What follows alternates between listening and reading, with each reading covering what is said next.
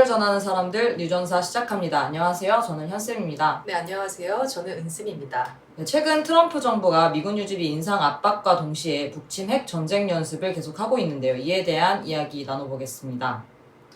먼저 최근 트럼프 미 대통령이 폭스뉴스와의 인터뷰에서 11월 재선에 성공할 경우 두 번째 임기의 의제와 최우선 과제가 무엇이냐라는 질문에 대한 답변 중 하나로 이른바 동맹국들의 공정한 방위비 분담을 언급했습니다. 트럼프는 동맹국들 역시 수년간 미국에 바가지를 씌우게 있다면서 동맹국들이 돈을 지불해야 한다라고 강변했습니다.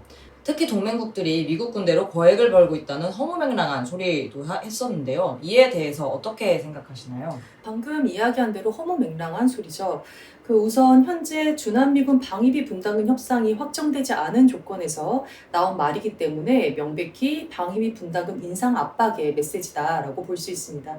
방위비 분담금 진행 상황에 대해서 간단히 짚어보면 작년 7월 당시 미 백악관 국가안보보좌관 볼턴이 박람회 방위비 분담금 약 6배 인상을 강요했죠. 당시 볼턴은 미국이 지출한 주남미군 운용비가 1년에 48억 달러, 즉 우리 돈으로 약 5조 8천억 원이다 라고 하면서 관련한 명세서를 제시하기도 했습니다. 이와 관련해서는 볼턴이 자신의 회고록인 그 일이 일어났던 방에서 미 국방부의 창의적인 회계 기술을 적용하면 거의 모든 비용이 높던지 낮던지 정당화할 수 있다라고 폭로해 명세서가 사실상 거짓으로 작성됐다는 것이 드러나기도 했습니다.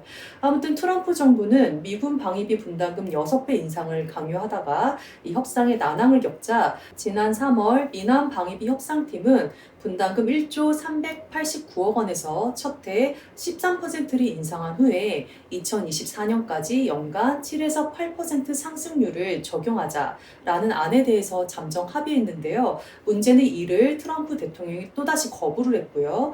이후에 트럼프 정부는 50% 인상에 가까운 총액 13억 달러, 즉 우리 돈으로 약 1조 5,900억 원의 유효기간 1년에 제시했는데 이에 대해서는 문재인 정부가 거부를 한 상황입니다. 현재 이 같은 조건에서 나온 트럼프의 방위 분담 메시지는 그 자체로 남 정부를 향한 분담금 인상 압박이다라고 볼 수 있습니다. 사실 방위비 분담금 말고도 그 미군 유지비에 들어간 우리 민중의 혈세가 또 어마어마하잖아요. 트럼프가 수년간 미국에 뭐 바가지를 씌우고 있다는 이렇게 얘기를 하는데 실상을 살펴보면 미국이 수년간 우리 남 민중들의 고열을 짜내고 있다. 대표적으로 이제 미군 유지비를 살펴보면 더욱 명백해지는데요. 그 한 시민사회단체에서 이 미남 양국의 국방 예산을 분석한 결과가 있습니다. 거기에 보면 이제 2016년을 기준으로 해서 주남미군의 방위비 분담 그 비율이 72.6%라고 나옵니다. 여기에는 주남미군 주둔에 들어가는 직접 간접 비용이 포함된 비용입니다. 당시에 남 정부가 주남미군에 지원한 이 직간접 지원비 추정비는 총 3조 3,924억 원에 이르는데 이 직접 비용에는 이제 방위비 분담금도 있고 뭐 미군 기지 이전 비용도 있고 뭐 미군 기지 주변 정비도 있고 뭐 아무튼 미군과 관련된 5만 가지 이제 비용들이 있어요. 근데 이제 여기에다가 간접 비용에 남 정부가 주남미군에 제공한 땅이 있잖아요. 요 이제 공여지 3,003만 평에 이르는 토지 임대료가 가장 이제 핵심적인 내용입니다.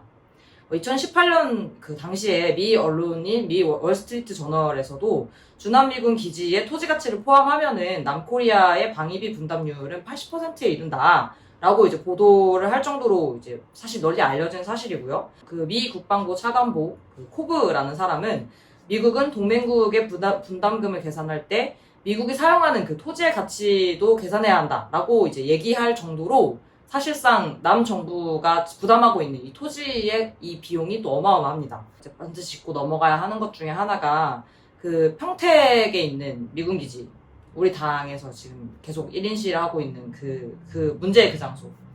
거기 이제 평택 미군 기지는 아시다시피 이제 세계 최대 그리고 최고의 시설을 자랑하고 있다라고 얘기를 하는데 해외에 있는 미군 기지 중에서 단일 기지로는 세계 최대 규모라고 해요. 국회의사당 있는 여의도 아시죠? 그 여의도의 영역의 5배 가까이 된다라고 합니다. 그러니까 뭐 그냥 상상할 수 없는 엄청나게 넓은 그런 규모라는 거죠.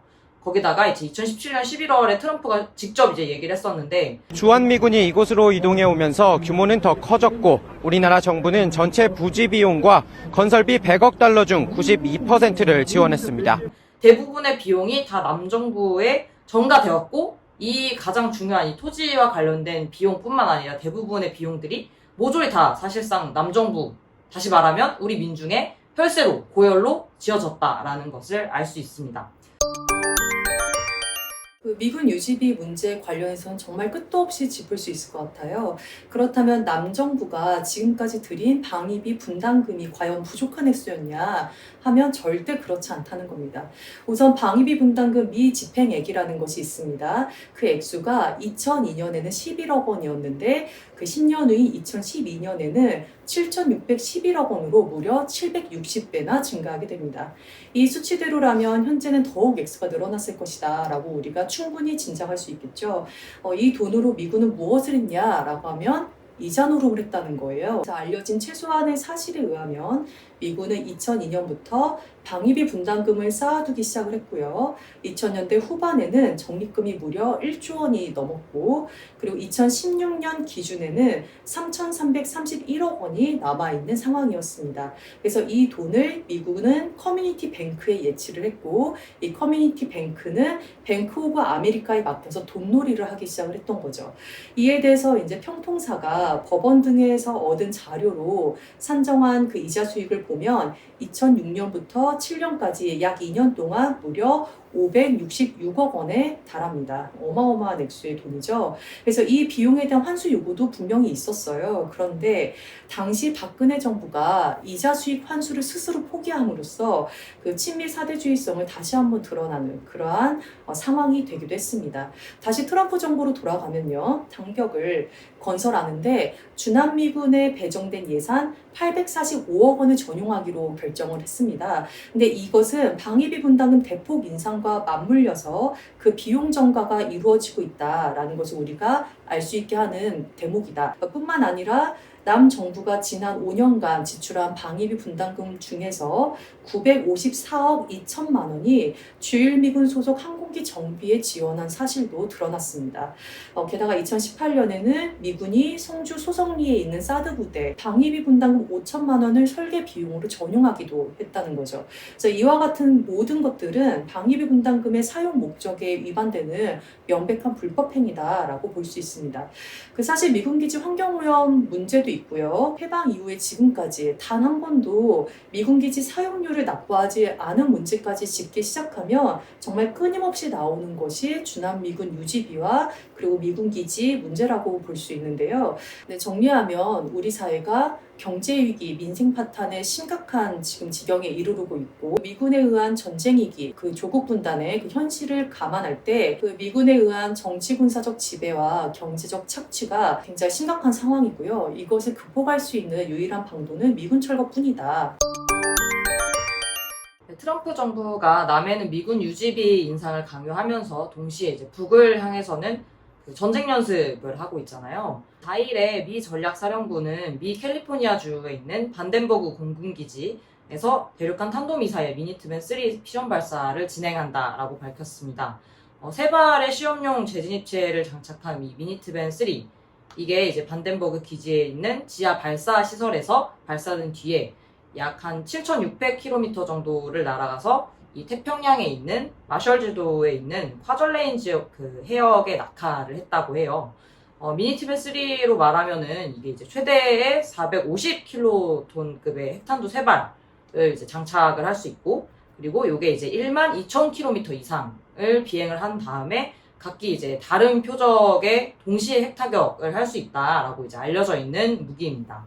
최근에 미 대통령 군축 담당 특사인 빌링즐리가 전략 잠수함의 그 SLBM 발사관을 둘러보는 이 장면이 트위터에 공개되기도 했었는데, 이 모든 이제 상황들을 봤을 때 미니트맨 3 시험 발사를 두고 북에 대한 군사적인 공세라고 이제 보이는 측면이 있는데요. 그 이유에 대해서 좀 해설 부탁드립니다. 이번 미니트맨 3 발사는 명백히 북에 대한 군사적 압박이자 북침 핵 전쟁 연습의 일환이다. 우선 군 소식통에 따르면 설령 북이 핵 소형화를 달성하더라도 미국은 이를 충분히 억제하고 보복할 수 있는 핵 대응력을 갖추고 있으니 도발할 생각을 하지 말라는 경고 메시지다라는 보도 내용까지 있었는데요.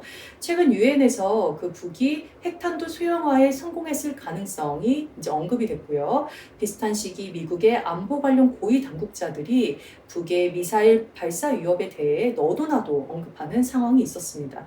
예를 들면 미 육군 우주미사일 방어사령관 카블러는 북이 발사하는 모든 미사일을 미국에 대한 최대 위협으로 간주해야 한다며 그 미국의 미사일 방어 역량을 최고조로 끌어올려야 하는 이유라고도 언급을 했고요. 그리고 미 전략사령관 리처드는 북의 ICBM 시험이 미 본토에 위협을 가할 수 있다라고 언급하기도 했습니다. 미사일 방어청장 힐의 경우에는 북을 불량 국가다라고 규정하면서 적대성을 노골적으로 드러내기도 했죠. 이러한 대북 적대적 발언과 함께 등장한 미니트맨 3 발사 시험이었기 때문에 본질적으로 북진 핵 전쟁 연습이다라고 볼 수 있습니다. 즉 말로는 북의 ICBM 시험 발사가 미 본토에 위협을 가한다고 하면서 실제로는 미국이 ICBM 발사로 코리아 반도에 위협을 가하고 있다라고 볼 수 있습니다. 그런데 최근에 이 트럼프 정부가 대북 적대시 정책을 하면서 이제 또다시 이 북미 대화를 또 언급을 하고 있어요. 대선이 없다면 뭐 북코리아랑 뭐 협상 중일 거다 뭐 이런 얘기도 하고 또 뭐 힐러리가 당선됐으면 뭐 지금까지 뭐 오랫동안 전쟁을 했을 거라든지 뭐 이런 얘기를 하면서 뭐 북미 정상회담 뭐 그다음에 북의 전략무기 시험 중단 뭐 이런 게 이제 마치 굉장한 자기의 치적인 것처럼 이렇게 이제 또 사기를 치고 있는데 특히 이 최근 미 국익연구소 남코리아 이 전담 국장이라고 하는 카지아니스가 대통령은 대선 전에 북과 합의라는 돌파구를 원한다라는 이제 제목의 글을 하나 올렸어요. 올 가을에 김정은 국무위원장이 기차 또는 항공편으로 이동할 수 있는 아시아의 한 국가의 수도에서 3차 북미 정상회담이 열리고 합의문 서명이 이루어질 수 있다라고 이제 언급을 했는데 여기에 대해서는 어떻게 보시나요? 트럼프가 민주당 후보인 바이든과의 지지율 격차가 약 10% 정도 나오고 있는 조건이죠. 트럼프는 미국 내 코비드-19 대응에 실패했고 그로 인한 미국의 경제 위기, 민생 파탄은 거의 대공황 수준으로 전락했다라고 분석이 될 정도입니다. 그뿐만 아니라 볼턴을 비롯한 측근들의 잇따른 폭로로 인해서 그 실체가 더욱더 노골적으로 드러난 상황이고요. 그 플로이드 살인 사건으로 촉발된 그 미국 내 인종 문제, 그 계급 간 모순 또한 트럼프의 지지율을 하락시키는 주요 원인 중 하나입니다. 그 최근 미 아메리칸 교수 릭트먼이 그 이번 대선에서 바이든 당선을 점치기도 했는데요. 그 참고로 릭트먼이라는 사람은 1984년 이후 모든 미 대선 결과를 정확히 맞춘 걸로 알려져 있습니다.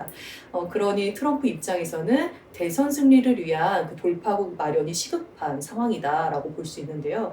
우선 코비드-19와 관련해서는 현재 거의 이 백신 사재기다라고 말할 정도로 그러한 것들이 예고되고 있는 상황이고, 그러니까 외교적으로는 자신의 치적을 강조하면서 미국민들에게 어떠한 놀라움을 줄 무언가가 절박하게 필요한 상황이다라고 볼 수 있습니다. 그래서 계속 나오는 것이 북미 정상회담 메시지다라고 보여지는데요. 이를 두고 볼턴은 10월의 서프라이즈라고 언급하기도 했죠. 근데 여기서 중요한 거는 북의 입장입니다.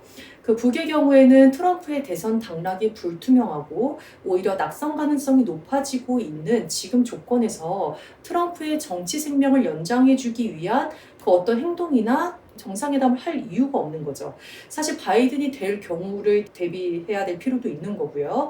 그래서 7.10 김여정 제1부부장 담화에도 나왔다시피 북미 정상회담은 꼭 필요하다면 미국 측에나 필요한 것이지 북측에는 전혀 비실리적이며 무익하다라는 것이 바로 북의 입장이다라고 볼 수 있습니다.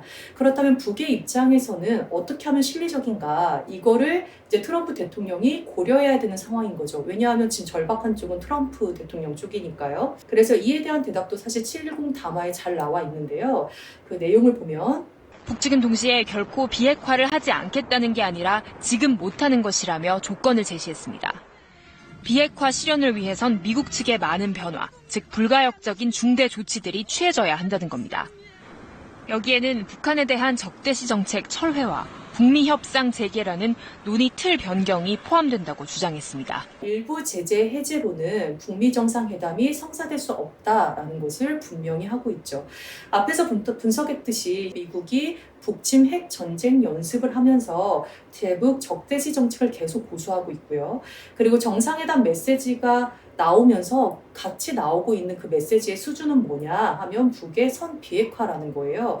그렇다면 북미 정상회담은 사실상 어렵다라고 이제 볼 수 있습니다. 트럼프 정부가 적극적으로 대북 적대시 정책을 폐기하고 북침 전쟁 연습의 당사자인 미군을 철거시키는 그러한 용단을 내려야만 북미 정상회담과 북미 관계 정상화가 가능하다. 오늘은 미군 유지비 인상 압박과 북침 핵 전쟁 연습에 대해 살펴봤습니다.